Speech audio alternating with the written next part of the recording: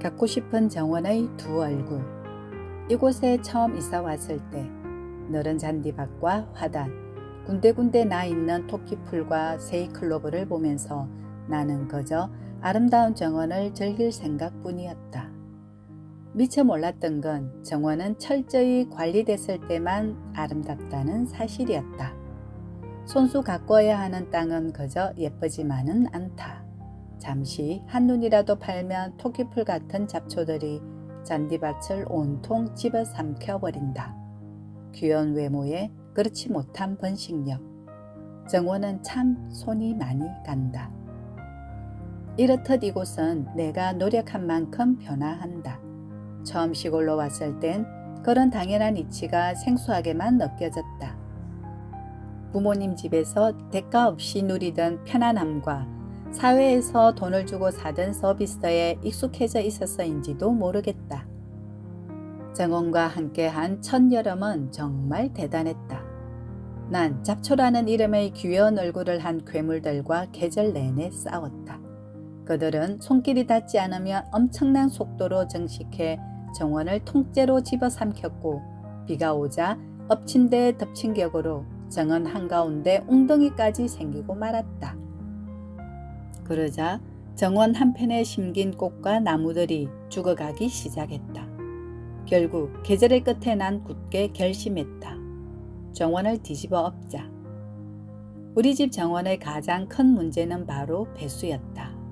여름 소나기가 내릴 때마다 정원 한가운데 웅덩이가 형성되는 것으로 보아 처음 집을 지을 때 토목공사가 제대로 이루어지지 않은 것 같았다. 이 말인즉 마당의 흙을 다 퍼내어 유공관을 깔고 새로 배수공사를 해야 한다는 뜻이었다. 약 100만 번의 삽질이 필요한 일이었다. 그래서 고민 끝에 굴삭기를 부르기로 마음먹었다. 그것이 잔혹한 정원공사의 서막인 줄은 꿈에도 모른 채. 공사 스케일이 걷잡을 수 없이 커지고 있었지만 두렵지 않았다. 굴삭기만 있으면 몇 주가 걸릴 일을 하루 만에 끝낼 수 있는 데다 내게는 공사 당일 무급으로 동원할 수 있는 이웃도 있었다. 자신 있게 굴삭기를 예약했고 공사를 마친 뒤 정원에 덮을 흙 25톤도 야무지게 주문을 마쳤다. 그리고 대망의 공사날, 나를 낳아준 무급인력은 일이 생겼다며 바람처럼 서울로 올라가 버렸다. 엄마가 너처럼 백수가 아니라 미안하다. 파이팅! 이런 배신자. 정신줄이 날아갈 것 같았지만 이제 와서 공사를 물을 수는 없었다.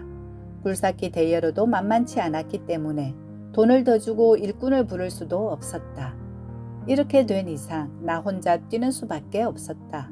굴삭기는 기사님이 운전하니 나는 그저 보조만 하면 되겠거니 생각했다. 하지만 막상 일이 시작되자 삽질하느라 허리 펼 틈이 없었다. 굴삭기가 파고 지나간 고랑을 손수 정리해야 했기 때문이다. 이러다 쓰러지는 건 아닐까 싶었지만 다른 선택권이 없었다. 한번 시작한 이상 끝까지 가는 수밖에. 공사의 순서는 이러했다. 먼저 정원의 잔디를 모두 걷어냈다.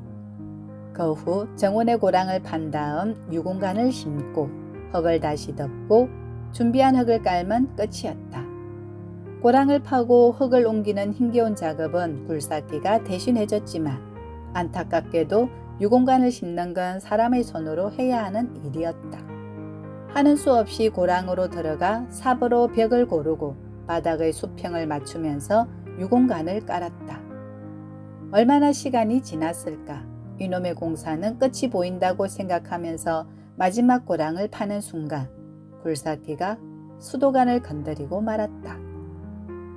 거대한 쇠바가지의 공격에 수도관은 작살이 났고 우리 집은 물이 끊겼다. 내가 이 짓을 왜 시작했는지 회의가 몰려왔으나 여기까지 와서 그만둘 수 없는 노릇이었다. 죽어도 고다.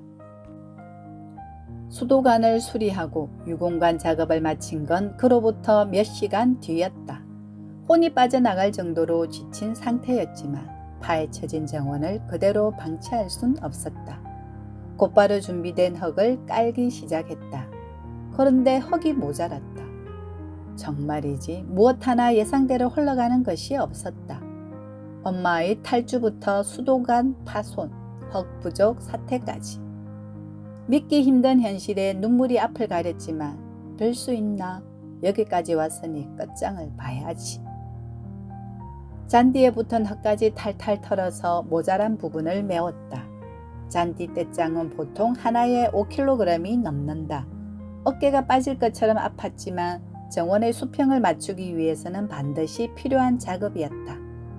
그렇게 모든 일을 끝마치고 굴삭기를 반납했다. 저녁 8시가 훌쩍 지난 시각이었다. 예상대로 흘러가는 것이 하나도 없던 하루였다.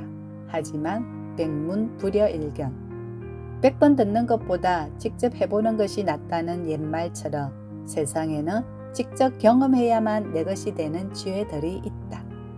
오늘 알게 된 건 굴삭기가 있어도 땅은 여전히 사람의 손길을 필요로 하며 아름다운 정원을 위해서 그만큼 많은 노력을 기울여야 한다는 것.